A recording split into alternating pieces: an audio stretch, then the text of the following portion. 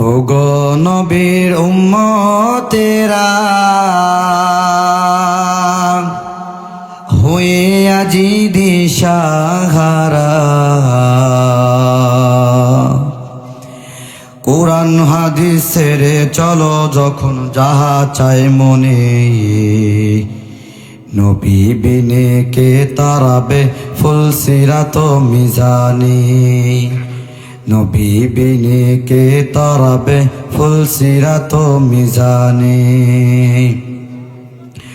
ওগো নবীর উম্মতেরা হয়ে আজি দিশাহারা, কোরআন হাদিসের চলো যখন যাহা চাই মনে, নবী বিনে কে তারাবে ফুলসিরাত মিজানে, নবী বিনে কে তারাবে ফুলসিরাত মিজানে। আল্লাহ তাআলা কোরআনের মধ্যে বলতেছেন, আফা হাসিবাতুম আন্নামা খলাকনাকুম আবাসা। ওগো বান্দা, আমি আল্লাহ তোমাদেরকে অনার্থক বানাই নাই, বরং দায়িত্ব দিয়া বানাইছি। যেমন তোমার হাতের প্রতি তোমার দায়িত্বশীল, তোমার পার প্রতি তোমার দায়িত্বশীল, তুমি তোমার হাতের প্রতি তোমার দায়িত্ব। তোমার হাত কি করলো, তোমার পা কি করলো, তুমি কি করতেছো, তুমি তোমার নিজের প্রতি দায়িত্বশীল। সাহাবী, তোমরা তোমাদের প্রতি নিজেই তোমাদের প্রতি তোমরা দায়িত্বশীল। এই কারণে আল্লাহ পাক অনার্থক বানান নাই, তোমাদেরকে দায়িত্ব দিয়ে বানাইছেন। দায়িত্ব হলো কি, আল্লাহ পাক রব্বুল আলামিন আর এক আয়াতের মধ্যে বলতেছেন, وما خلقت الجن والإنس إلا ليعبدون।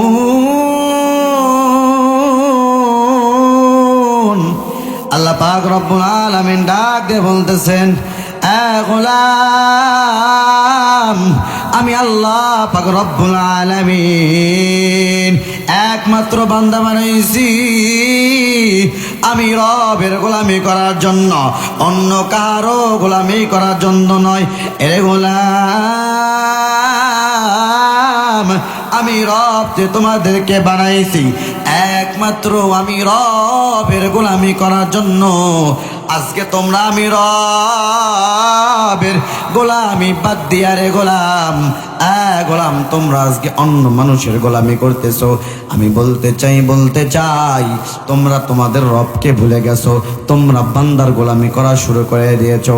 আল্লাহ পাক রব্বুল আলামিন বলতেছেন, ও বান্দা, আমি আল্লাহ ছাড়া অন্য কারো গোলামি করিও না, অন্য কাউকে সিজদা দিও না। কারণ কি একমাত্র সিজদার মালিক হলাম আমি আল্লাহ, আর একমাত্র বান্দা তোমরা আমি আল্লাহকে সিজদা দিবা। এবং বরঞ্চ অন্য কোনো লোককে সিজদা দিও না, কোনো মাজারে সিজদা দিও না, একমাত্র আমি রবকে সিজদা দিও। আমি রবকে সিজদা দিয়া একবার বলিও সুবহানা রাব্বিয়াল আলা। যদি একবার আমি আল্লাহকে সিজদা দিয়া তোমরা বলতে পারো, আমি বলতে চাই, ও ভাই, ও আমার বন্ধু, একবার যখন তুমি তোমার রব আল্লাহকে যখন তুমি সিজদা দিবা, সিজদা দেওয়ার সঙ্গে সঙ্গে তোমার অন্তরটা নরম হয়ে যাবে। তুমি তো দুনিয়ার অনেক মাজারে সিজদা দিছো। ও গোলাম, তোমাদেরকে বলতে চাই, আল্লাহকে একবার সিজদা দিয়া আমার মালিক একবার ডাক দিয়া বলো না, আল্লাহ আল্লাহ, আমি আপনাকে ভয় পাই গো মালিক। ও মালিক, আমার মতো ভয় মনে হয় আপনাকে কেউ পায় না গো আল্লাহ। হায় আল্লাহ, আপনার সামনে দাঁড়াইলে মনে হয় মালাকুল মউত আজরাইল কোন সময় যেন আমার জানটাকে লইয়া যায়। ওগো আল্লাহ, আয় আল্লাহ, আপনার সামনে দাঁড়াইলে আমার খুব ভয় লাগে। হায় আল্লাহ, আপনি আমাদের মাফ করে দেন। এই কারণে আল্লাহ পাক রব্বুল আলামিন কুরআনুল কারীমের মধ্যে বলতেছেন ওয়াদাক্কির ফাইন্নাদ যিকরা তানফাউল মুমিনিন। আল্লাহ পাক রব্বুল আলামিন ডাক দিয়ে বলতেছে, ও নবী,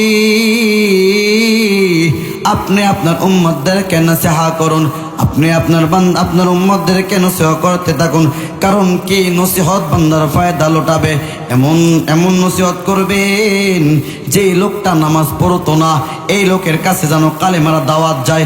কালেমার দাওয়াত যদি ওই লোকের কাছে যায়, ওই লোকও দেখবেন নামাজ পড়বে। কালেমার যখন দাওয়াত পাবে, কালেমার দাওয়াত পাওয়ার কারণে সেই লোকটাও নামাজি হয়ে যায়। যখন দিনের মুযাকারা হবে, ওই লোকটাও দিনের মধ্যে চলে আসবে। ও আমার বন্ধু আমার, এখন এমন সময় চলে এসেছে ভাইরা আমার, বন্ধুগণ আমার, আমরা অনেকে নামাজ পড়তে চাই না। আল্লাহর রাসূল সাল্লাল্লাহু আলাইহি ওয়াসাল্লাম হাদিসের মধ্যে বলতেছেন, সর্বপ্রথম নামাজ হিসাব নেওয়া হবে। তুমি আর আমি যেই করি না কেন, আল্লাহ পাক রব্বুল আলামিন সর্বপ্রথম তোমার আমার নামাজের হিসাব নেওয়া হবে। এই কারণে আল্লাহ পাক রব্বুল আলামিন বলতেছে, ও আমার নবী আমার, আপনি আপনার উম্মতদেরকে দাওয়াত দিতে থাকুন, কালেমার দাওয়াত দিতে থাকুন। আল্লাহর রাসূল কালেমার দাওয়াত দেওয়ার জন্য যখন তাইফের জমিনে যান, হাই বন্ধু আমার, গভীর মনোযোগ দিয়ে শুনবেন আমার বাজানরা। আল্লাহর রাসূল যখন তাইফের জমিনে চলে গেছেন দাওয়াত দেওয়ার জন্য, তাইফের জমিনের কিছু ছোট ছোট বাচ্চারা আমার নবীর শরীর মুবারকে পাথর মারা শুরু করলো। কেমন অবস্থা! আমার নবীর মাথা মুবারক থেকে নিয়া পা মুবারক পর্যন্ত রক্তে লাল। আল্লাহ পাক রব্বুল আলামিন ডাক দিয়ে বলতেছেন, জিবরাইল, যা দেখো আমার নবীর শরীর মুবারকে এত পরিমাণ তাইফের জমিনের বাচ্চারা আমার নবীকে পাথর মেরেছে। ও জিবরাইল আমিন, আমার নবীকে আপনি সালাম দিয়া জানায়া দেন। আর ডাক দিয়া বলেন, ও গো নবীজি আমার, আপনি যদি অনুমতি দেন গো নবী, আমার আল্লাহ পাক বলে দিয়েছেন, আপনি যদি অনুমতি দেন, আল্লাহ পাক ডাক দিয়ে বলতেছে, আপনি অনুমতি যদি দেন, আল্লাহ পাক তাইফের জমিনকে ধ্বংস করে দিবে। নবীজি ডাক দিয়ে বলতেছে, জিবরাইল, আপনি আল্লাহকে জানায় দেন, আল্লাহ পাক রব্বুল আলামিন যেন তাইফের জমিনকে ধ্বংস না করে। কারণ কি তারা যদি আমাকে চিনতো, তাহলে তারা আমাকে পাথর মারতো না। তারা চিনে না, বিদায় তারা আমাকে পাথর মেরেছে। ওগো আল্লাহর নবী,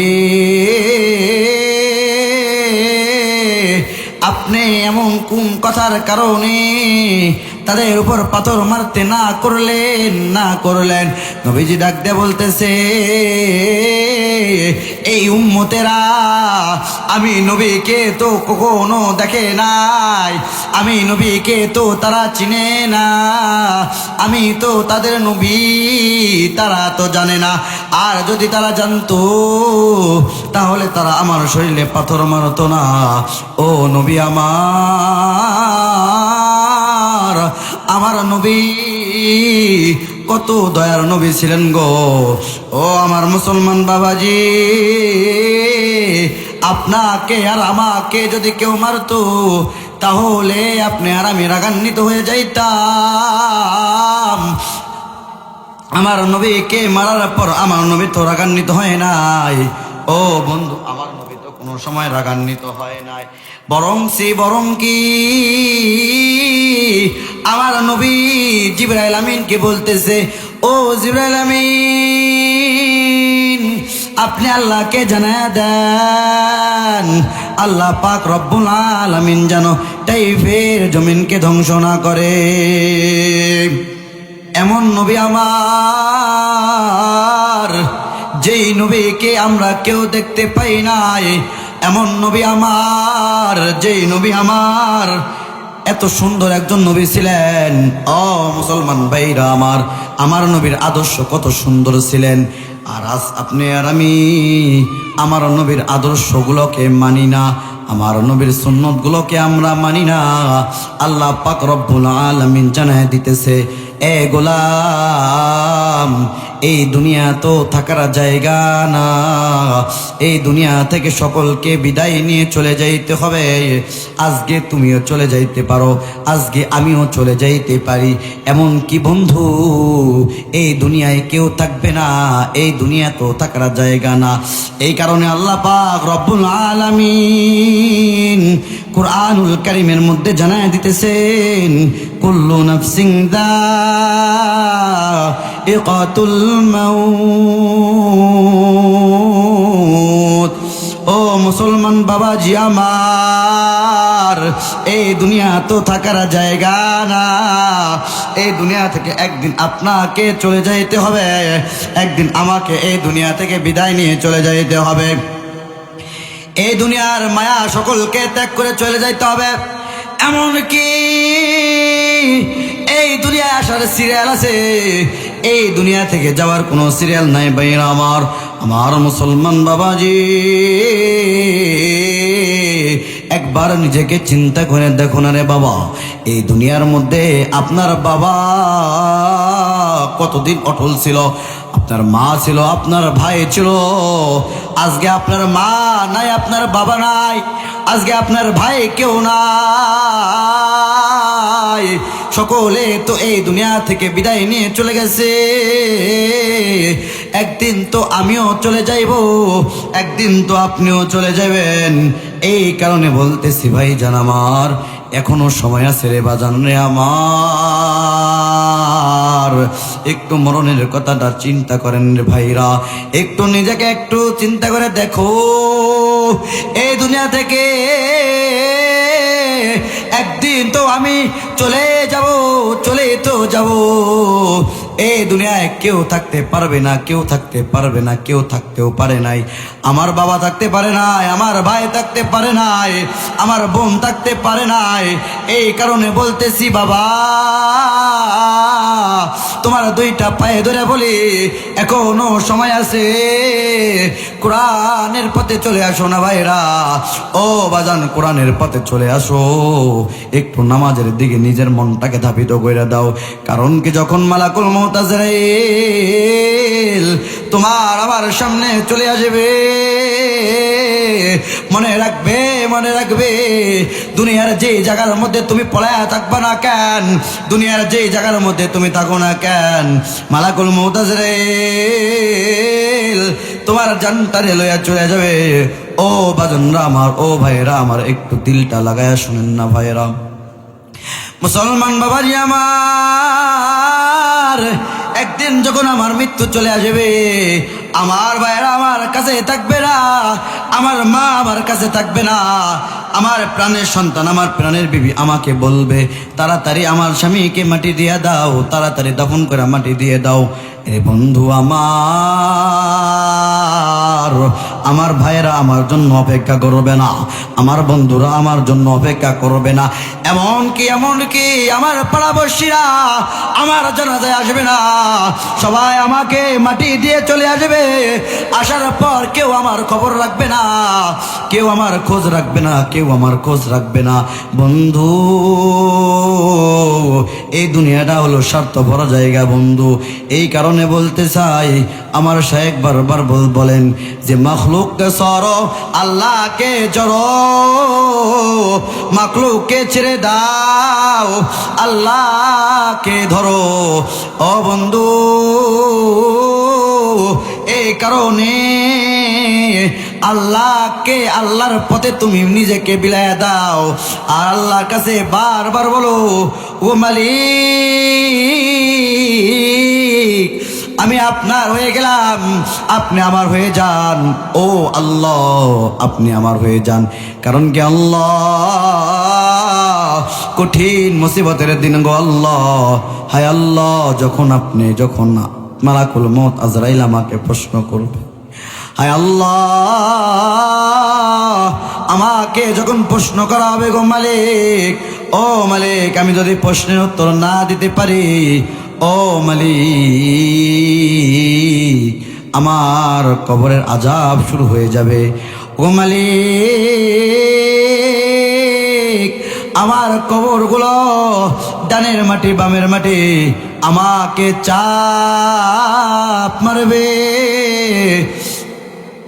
ও মালিক, আমি ওই চাপ সহ্য করতে পারবো না। ওগো আল্লাহ,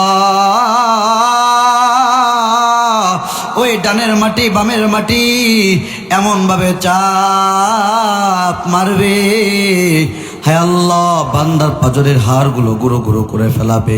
ওগো মালিক, আমার হাড়গুলো যখন গুঁড়ো গুঁড়ো করে ফেলাবে গো আল্লাহ, হায় আল্লাহ, দুনিয়ার সামান্য চাপ আমি সহ্য করতে পারি না। ও মালিক, কবরের চাপ কেমনে সহ্য করবো গো মালিক? ও গো মালিক, ওই কবরটা কারোর জন্য জান্নাত হয়ে যাবে, কারোর জন্য জাহান্নাম হয়ে যাবে। ও মালিক, ওই কবরটা কারোর জন্য মিঠা হবে, কারোর জন্য তিতা হবে গো আল্লাহ। হায় আল্লাহ, জাহান্নামের আগুনগুলো আমাকে গ্রাস করে ফেলবে গো মালিক। ও মালিক, সামান্য দুনিয়ার চাপ সহ্য করতে পারি না। ও মালিক, কেমনে কবরের আযাব সহ্য করবো গো আল্লাহ? হায় আল্লাহ, আপনি আমাদেরকে হেফাজত করুন গো মালিক, কবরের জাহান্নাম থেকে আপনি আমাদেরকে হেফাজত করুন আল্লাহ।